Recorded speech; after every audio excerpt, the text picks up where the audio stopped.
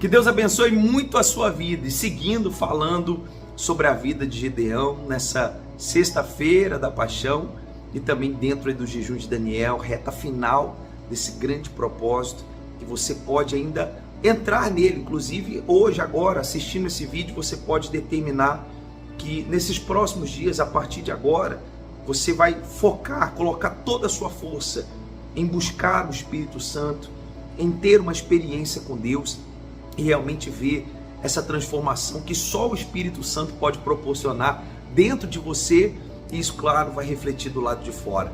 E no capítulo 7 aqui do livro de Juízes, falando mais a respeito de Gideão, quando Gideão convoca todo o povo para sair à peleja contra os inimigos, a guerra, a Bíblia fala que Deus faz uma separação. E o primeiro grupo de pessoas que Deus pede para se retirar da batalha é esse aqui, ó, versículo 3 do capítulo 7. Agora, pois, apregou aos ouvidos do povo, dizendo: quem for medroso e tímido, volte e retire-se apressadamente das montanhas de Gileade.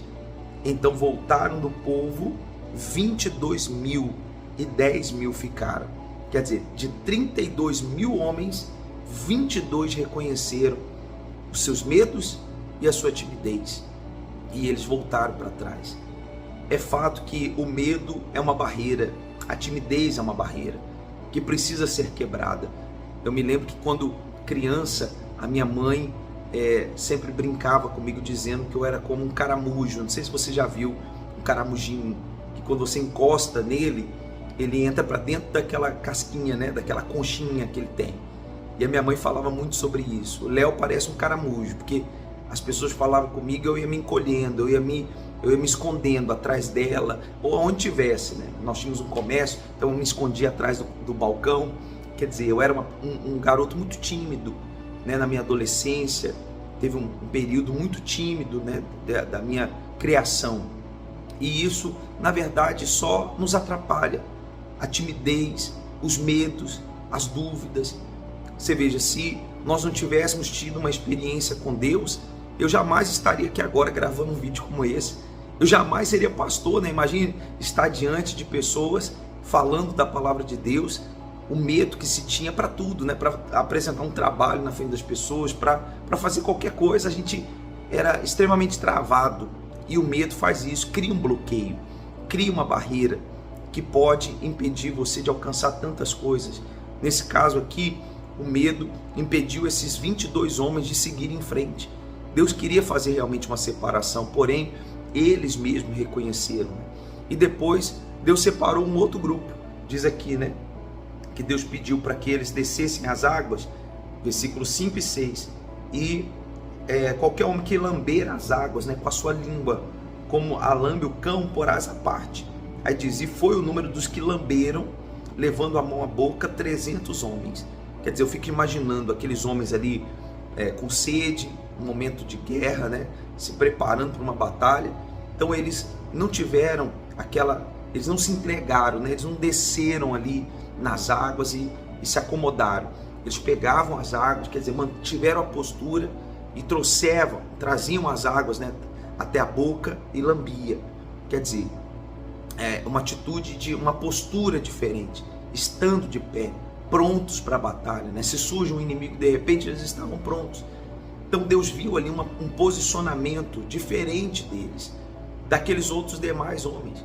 Sobraram-se 10.000, mas Deus só separou 300. Eu acredito que você, nós que damos ouvidos à palavra de Deus, podemos fazer parte desses 300. Nós podemos ser daqueles que Deus separa, escolhe para vencer, para que você enfrente a sua timidez, os seus medos, para que você seja essa pessoa que esteja pronto para as guerras, para as batalhas, e pronto realmente para vencer. E foi isso que eles fizeram. Eles foram à peleja, né? Muito legal esse texto, vale a pena você ler, ele é rico de muitos detalhes, mas eles vencem, né, a batalha e começam a perseguir os inimigos. E a Bíblia fala aqui que aconteceu um episódio em relação ao povo de Israel saindo a pelejar contra os inimigos, porque eles pediram ajuda aos homens de Sucote, e depois eles pediram aqui, ó, também ajuda aos homens, fugiram e eles desprezaram. Quer ver? Porque eles disseram para Gideão que eles não tinham ainda tomado aqui a Penuel, né? Falou da mesma maneira, Sucote e Penuel. Esses dois lugares, Gideão pediu ajuda e ele não teve ajuda. Ele não teve. As pessoas, na verdade, viraram as costas e até zombaram. Vocês têm já os reis nas suas mãos? Se vocês não têm, por que a gente vai ajudar vocês? E às vezes você está esperando que alguém te ajude, que alguém te auxilie, que alguém estenda as mãos. E às vezes fica tão difícil, né? Porque tem pessoas que não te ajudam. Às vezes você até esperava, cria uma expectativa e acaba sendo frustrada a sua expectativa, porque a quem você esperava que te estendesse a mão, que te ajudasse, acaba não te ajudando. Mas a Bíblia fala que eles depois pagaram, né, o mal que aquele povo fez com o mal contra eles. Gideão levantou-se contra os inimigos. Mas hoje nós podemos pagar o mal com bem, cumprir o que o Senhor Jesus falou, né? Que se tomar uma capa, dê logo a túnica. Quer dizer que nós venhamos fazer o bem sem olhar a quem.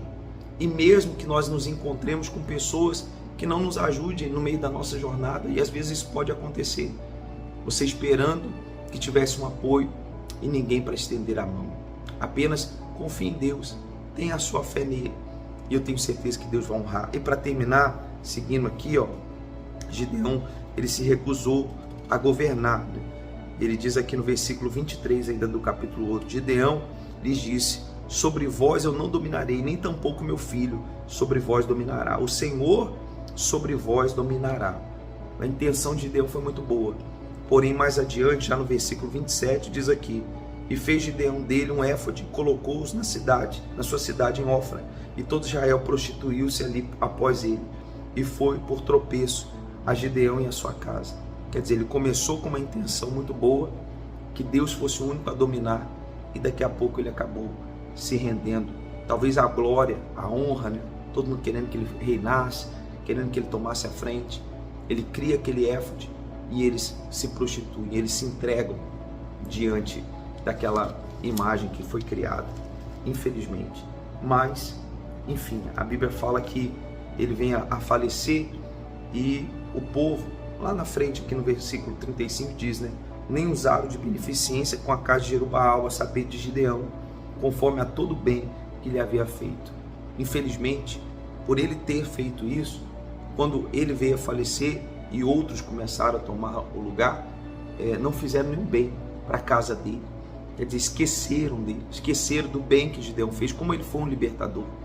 Então, infelizmente, aquilo que nós plantamos, nós acabamos colhendo.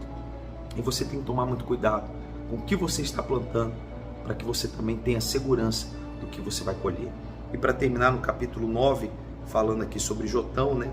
A Bíblia fala que ele foi o único que sobreviveu da casa de Gideão, porque o filho da serva que Gideão tinha tido, Abimeleque, ele mata os 70 filhos de Gideão, né? Ele matou toda a sua casa, os outros irmãos. E lá na frente a Bíblia fala que Abimeleque foi lançado sobre a cabeça dele, lá no versículo 53 do capítulo 9, foi lançado sobre a cabeça dele um nó sobre a sua cabeça, e Abimeleque quebrou o crânio. Quer dizer, uma mulher lançou uma pedra ali, né? uma pedra de moinho na cabeça dele e quebrou o seu crânio. E lá no versículo 56 diz: assim Deus fez tornar sobre Abimeleque o mal que tinha feito seu pai, matando os seus 70 irmãos, como também todo o mal dos homens de Siquém fez tornar sobre a cabeça deles, e a maldição de Jotão, filho de Jerubaal, veio sobre eles. O que eu quero dizer com isso? Que, como eu falei, aquilo que a gente planta, mais cedo ou mais tarde, a gente vai colher. Então invista em plantar o que é bom, fazer a coisa certa. Eu tenho certeza que se houver em você essa disposição, com certeza Deus, Ele há de abençoar, tá bom? Nós vamos seguindo firme nosso propósito. Se você gostou dessa mensagem, curta, comente, compartilhe, mande para outras pessoas, e até o nosso próximo vídeo. Que Deus abençoe.